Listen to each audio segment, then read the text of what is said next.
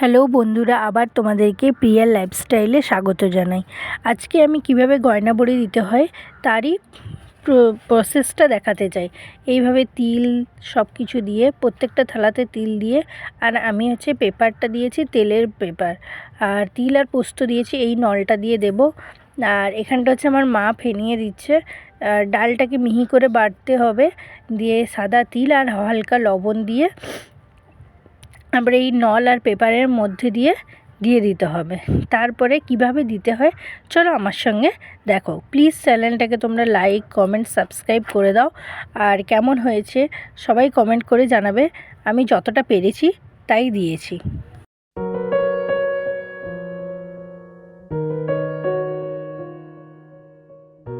প্রথম সবাই থাকবে, খুব ভিড় হবে চারপাশে, হাসি, ঠাট্টা, আড্ডা, গল্প, খোঁজ খবর, গুড মর্নিং, গুড নাইট ইত্যাদি।